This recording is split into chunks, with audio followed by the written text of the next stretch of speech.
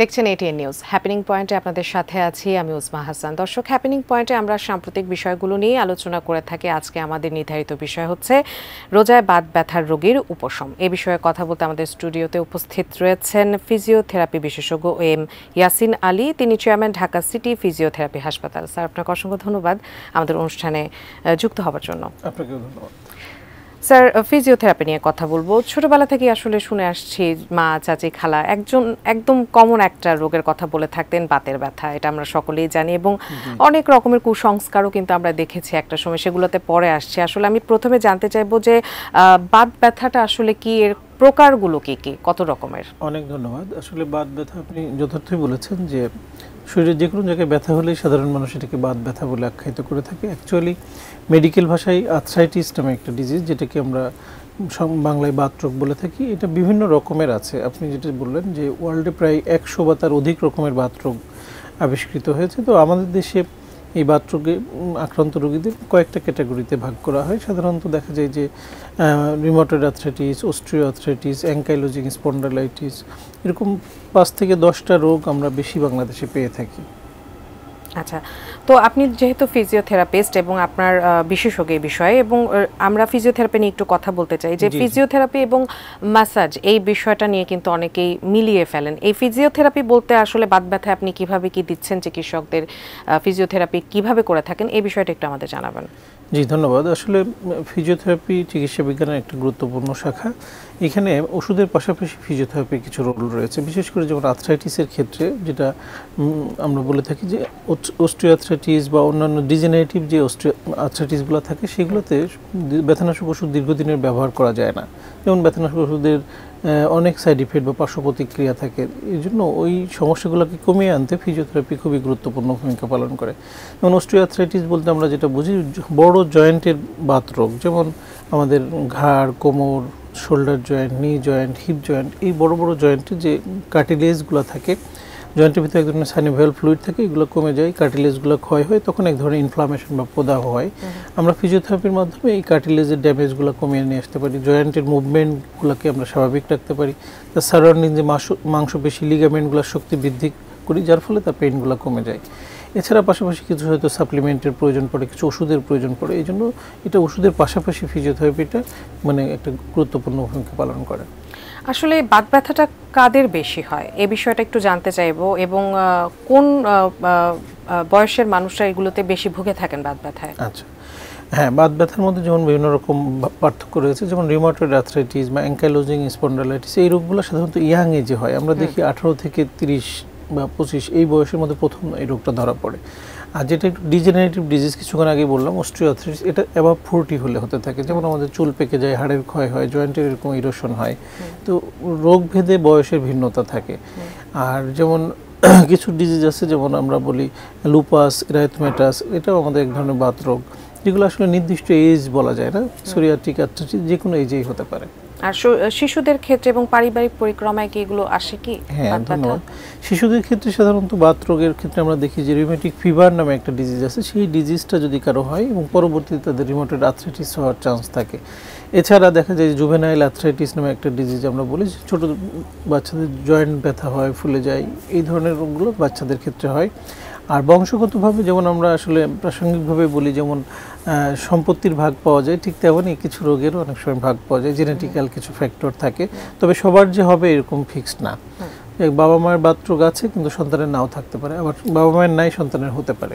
আচ্ছা, ফিজিওথেরাপি চিকিৎসার ক্ষেত্রে আপনারা কি কি বিষয়গুলোকে ডিল করেন? বিশেষ করে এই যে রোজার মাসের কথা যেহেতু আমরা প্রথমেই বলেছি, রোজার মাসটাতে আপনারা এরকম রোগী যারা আসেন তাদেরকে কিভাবে ডিল করে থাকেন? ধন্যবাদ। আসলে ব্যথানাশক ওষুধের কথা কিছুক্ষণ আগে বলেছি যে এটা আসলে দীর্ঘমেয়াদী ব্যবহারে আমাদের লিভার, কিডনি এই জাতীয় গুরুত্বপূর্ণ অঙ্গকে বিকল করে। বিশেষ করে রোজার সময় বিভিন্ন রকম অ্যাসিডিটির প্রবলেম হয় বা স্টোমাক আপসেট হয়। এই জন্য এই সময়গুলো ব্যথা নিরাময়ে ফিজিওথেরাপি খুবই গুরুত্বপূর্ণ ভূমিকা পালন করে এবং এক্ষেত্রে পার্শ্ব প্রতিক্রিয়াবিহীনভাবে আমরা এই ব্যথাগুলো কমিয়ে নিয়ে আসতে পারি। সেগুলো রোগ ভেদে ফিজিওথেরাপিটা আসলে ভিন্ন ভিন্ন। যেমন আমরা ঘাড় ব্যথা, কোমর ব্যথা, হাঁটু ব্যথা, স্ট্রোক পরবর্তী প্যারালাইসিস, বিভিন্ন স্পোর্টস ইনজুরি রিলেটেড সমস্যা নিয়ে ফিজিওথেরাপিতে আমরা কাজ করি। তো এইগুলোর ক্ষেত্রে দেখা যায় যে তার কী কারণে সমস্যাটা হচ্ছে। যেমন ঘাড়ের ক্ষেত্রে আমরা দেখি যে তার অনেক সময় সার্ভাইকাল স্পন্ডাইলোসিস বলি আমরা, যে ঘাড়ের ভার্টিব্রাগুলোর মাঝখানে যে ডিস্ক স্পেস থাকে রিডিউস হয়ে যায়, অনেক সময় ছোটো ছোটো পাখির ঠোঁটের মতো হাড় বৃদ্ধি পেয়ে ওই নার্ভের উপর কম্প্রেস করে, তখন পেইনটা রেডিয়েট করে পিঠের দিকে হাতের দিকে চলে আসে। এইসব ক্ষেত্রে আমরা ফিজিওথেরাপির মাধ্যমে তার ওই স্পেসটাকে বাড়িয়ে দিই এবং এটা যেন মেনটেন হয় সেই জন্য কিছু সিম্পল এক্সারসাইজ থাকে, সেই এক্সারসাইজগুলো আমরা পেশেন্টকে এডুকেট করি। এছাড়া তার লাইফ স্টাইলে কিছু চেঞ্জ নিয়ে আসতে বলি। একজন রোজাদার ব্যক্তি কি সে যে কোনো সময় ফিজিওথেরাপি নিতে পারবেন রোজা রেখে? হ্যাঁ হ্যাঁ নিতে পারে, জি জি। ফিজিওথেরাপির ক্ষেত্রে কোনো রেস্ট্রিকশন নেই এবং এখানে যেহেতু ইন্টারভেনশনটা মূলত বাহিরের, মানে যেহেতু রোজার ক্ষেত্রে আমরা যেটা বলি যে মুখে কোনো খাবার যাওয়া বা সরাসরি তার শরীরে এনার্জি বুস্ট করে এই ধরনের কোনো অ্যাক্টিভিটিস তো এখানে নাই। রোজার সময় রোগীরা কেমন আসেন? কারণ এমনি সময় তো দেখা যায় যে অনেকে আসলে ফ্রি সময় পান বা কিছু, কিন্তু রোজার সময় আপনারা রোগীদের কেমন সাড়া পান ফিজিওথেরাপিতে? হ্যাঁ, এই সময়টা আসলে স্বাভাবিকভাবে আমরা ধর্মীয় দৃষ্টিকোণ থেকে দেখি সবাই একটু ইবাদত বন্দেগীর দিকে বেশি সময় দিতে চেষ্টা করে। বিশেষ করে মেয়েদের কথাটা একটু জানতে চাচ্ছিলাম, যেহেতু পর্দার একটা বিষয় থাকে অনেক। না, এক্ষেত্রে আমরা যেমন মেয়েদের জন্য মেয়েদের আলাদা ফিজিওথেরাপি রুম, ছেলেদের জন্য আলাদা রুম আছে, ওইটা সমস্যা হয় না। সমস্যাটা হয় সময় বের করাটা। দেখা যায় যে যারা কর্মজীবী মানুষ তারা তো অফিসের পরে আবার ইফতার তারপর সবকিছু মিলে তারা আসতে পারে না। তবে দেখা যায় যে সাধারণত তুলনামূলক অন্য সময় থেকে কম রোগী আসে, যাদের খুব সিভিয়ার প্রবলেম তারাই শুধুমাত্র আসে। আর বাতের ব্যথা সাধারণত বেলা বাড়ার সাথে সাথে কিন্তু বাড়ে, এরকম একটি কথা রয়েছে, এই কথাটিতে আপনি কি বলবেন? হ্যাঁ, এটা হয়েছে কি ঠান্ডা ওয়েদারে এই ব্যথাগুলো বেড়ে যায়। সো দেখা যায় যে এই আর্থ্রাইটিস রিলেটেড সমস্যাগুলো সন্ধ্যার পরে বা শেষ রাতের দিকে বেড়ে যায়। সকালে যখন ঘুম থেকে ওঠে ওই সময় একটু মর্নিং স্টিফনেস থাকে। এটা হলো যে জয়েন্টগুলো আসলে স্টিফ হয়ে যায়, মুভমেন্ট না করার ফলে। আপনি সারাদিন অ্যাক্টিভিটিসের মধ্যে থাকেন তখন সমস্যা হয় না, যখন আমরা রেস্টিং পিরিয়ডে যাই এবং তখন ওইখান থেকে যখন মুভ করতে যাই তখন জয়েন্টগুলো ফুলে যায়, জয়েন্টগুলো ইনফ্লামড হয়ে যায়, যার কারণে মুভমেন্ট করতে কষ্ট হয়। আপনি বলছিলেন যে হাড় মাংসপেশির ব্যথা নিরাময়ে ফিজিওথেরাপির কিন্তু গুরুত্বের কথা অনেক বলছিলেন। তো রোজার মাসে চিকিৎসা ব্যবস্থাটা আপনার আলাদাভাবে কি দিচ্ছেন সেটা কি একটু বলতে পারবেন, যে কিভাবে একই রকম ভাবে কি দিচ্ছেন নাকি কিছুটা আলাদা ভিন্নতা রয়েছে? ট্রিটমেন্ট মূলত একই ধরনের, কিন্তু দেখা যায় যে রোজায় যেটা হয় যে সাধারণত আমরা যেটা বলি, যেমন বিশেষ করে যারা হাঁটু ব্যথায় ভুগছেন বা কোমর ব্যথায় ভুগছেন, নামাজের তাদের অসুবিধা হয়। ওষুধের বিষয়টা একটু জানতে চাই, কারণ ওষুধ আমি যতটুকু জানি যে বাতের ব্যথায় কিন্তু ওষুধ যারা খাচ্ছেন তারা ওষুধটা মাঝপথে যদি ছেড়ে দেয় তো সেই ক্ষেত্রে কিন্তু ব্যথা আরো বাড়ে। এই বিষয়টা একটু ক্লিয়ার করবেন তো। রোজার সময় তারা ওষুধটা কিভাবে নেবেন বা এই সময়টাতে ওষুধ নেওয়া বা না নেওয়ার বিষয়টি আসলে তারা কিভাবে পরিচালিত করবেন, এই বিষয়টা একটু ক্লিয়ার করবেন। ধন্যবাদ। আসলে কিছু বাতরোগ আছে যেমন ডায়াবেটিস, উচ্চ রক্তচাপের মতোই কিছু ওষুধ তাদের কন্টিনিউ খেতে হয়। তো সেক্ষেত্রে যে চিকিৎসকের অধীনে উনি চিকিৎসারত আছেন, সাধারণত আমরা বলি যে রোজার আগে তাদের একটা ফলো আপ করা এবং চিকিৎসকের পরামর্শ অনুযায়ী সেক্ষেত্রে কিছু লং অ্যাক্টিং ড্রাগ থাকে যেগুলো হয়তো দিনে 2 বারের পরিবর্তে 1 বার খেলে হয়, কিংবা চিকিৎসক তার অন্যান্য যে কোমরবিডিটি থাকে সাধারণত রোগীদের, তার উচ্চ রক্তচাপ আছে, ডায়াবেটিস আছে, কিডনি ডিজিজ আছে, সাথে বাতরোগও আছে, তখন ওষুধগুলোর একটা অ্যাডজাস্টমেন্ট করে দেন যে কখন কোনটা খাবেন, কোনোটা ইফতারের পর, কোনোটা সেহরির পর, যাতে রোজায় কোনো সমস্যা না হয়। তো এই বিষয়গুলো আসলে যে যে চিকিৎসকের অধীনে আছেন উনি সাধারণত এটা ফলো আপ করে থাকেন। আমরা যেহেতু ফিজিওথেরাপি বিষয়গুলো ডিল করি, আমাদের ফিজিওথেরাপিতে আসলে কোনো পার্শ্ব প্রতিক্রিয়া নেই এবং রোজা রেখেও ফিজিওথেরাপি নেওয়া যায়। সো এই ক্ষেত্রে আমাদের খুব বেশি তারতম্য থাকে না। আচ্ছা আচ্ছা, খাবারের বিষয়টা একটু জানতে চাইবো যে ব্যথায় যারা আক্রান্ত তারা খাবারের কোনো বাধ্যবাধকতা আছে কিনা, এই কোশ্চেন আমরা পরে যাচ্ছি, তবে তার আগে আমরা একটি বিরতিতে যাব। জি নিশ্চয়ই। দর্শক, হ্যাপেনিং পয়েন্টে এই মুহূর্তে নিয়ে নিচ্ছি একটি বিরতি, কিছুক্ষণ পরে ফিরবো।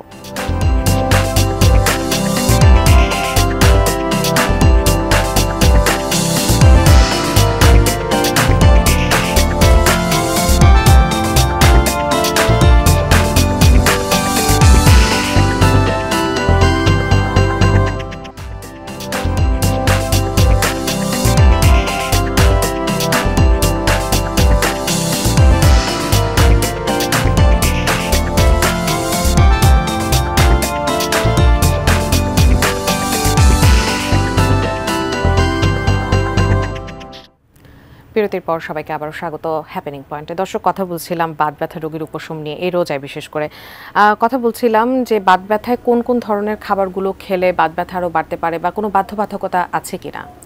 ধন্যবাদ আপনাকে। আসলে খাবারের ক্ষেত্রে আমরা বলি ইউরিক অ্যাসিড রিলেটেড যে বাত, যেটাকে আমরা গাউট বলি বা গাউটি আর্থ্রাইটিস, এই ক্ষেত্রে খাবারের সাথে একটা রিলেশন আছে। যেমন আমরা বলি হাই প্রোটিন যে খাবারগুলো, যেমন গরুর মাংস, খাসির মাংস, সিমের বিচি, বরবটি, পুঁই শাক, লিভার, কলিজা। ইউরিক অ্যাসিডের কথা বলছিলেন, এটা একটু ক্লিয়ার করতে চাচ্ছি যে এটাও কি এক ধরনের বাত ব্যথা? এক ধরনের বাতরোগ। তো তো ইউরিক অ্যাসিড যখন আমাদের শরীরে মাত্রা অতিরিক্ত হয়ে যায় তখন এটাকে আমরা গাউট বলি মেডিকেল ভাষায়, বা বাংলায় সাধারণত গেটে বাত বলে থাকে।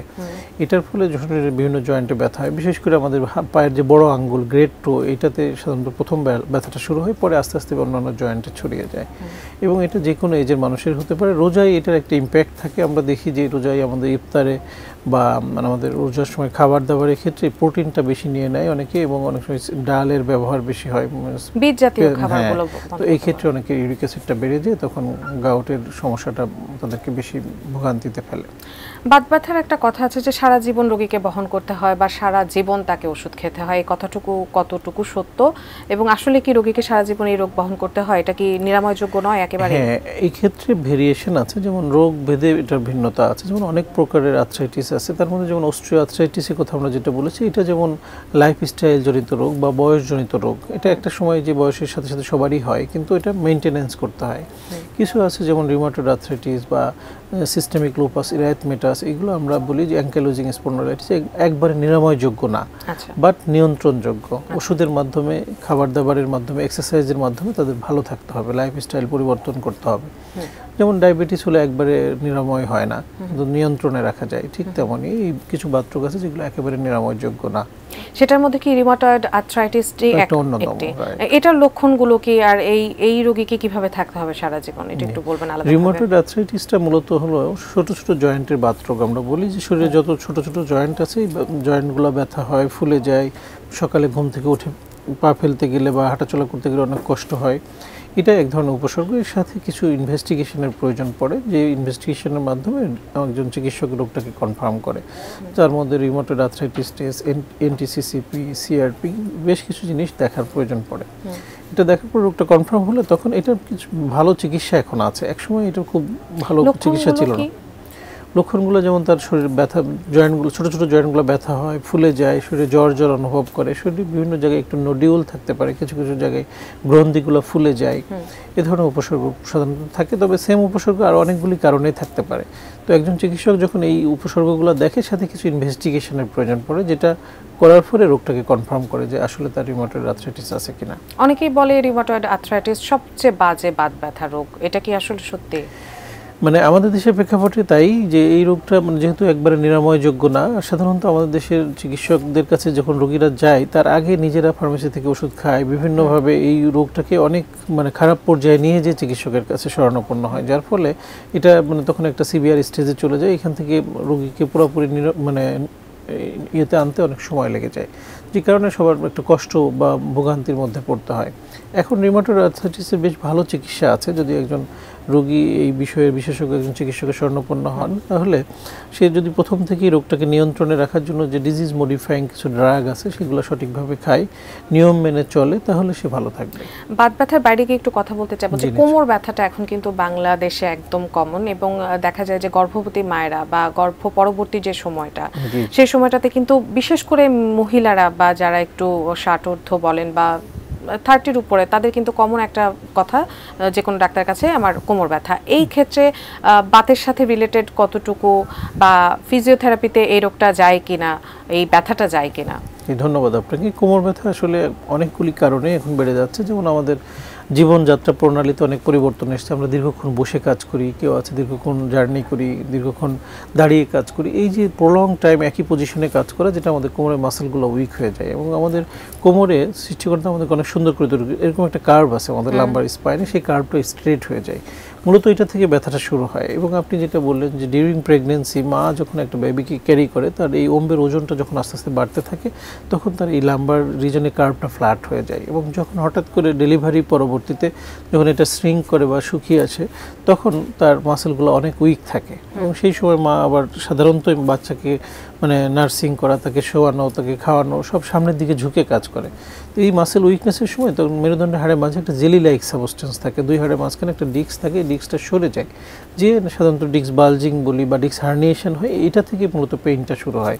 এবং এই পেইনগুলো দেখা যায় যে ইগনোর করে, অনেকে মনে করে যে আমার হয়তো সিজার হয়েছে, সিজার পরবর্তী সিজারের সময় একটা ইনজেকশন দিয়েছিল, ওটার কারণে ব্যথা, কিন্তু মূল কারণটা হাইড হয়ে যায়।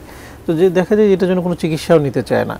এবং এটা দীর্ঘমেয়াদী ক্যারি করে। আমরা অনেক রোগী পাই যে 15 বছর 20 বছর পরে আমাদের কাছে এসে বললো যে আমার ওই ছোট ছেলে বা ছোট মেয়ে হওয়ার পর থেকে যে ব্যথাটা শুরু হয়েছে এই পেইনটা আর যাচ্ছে না।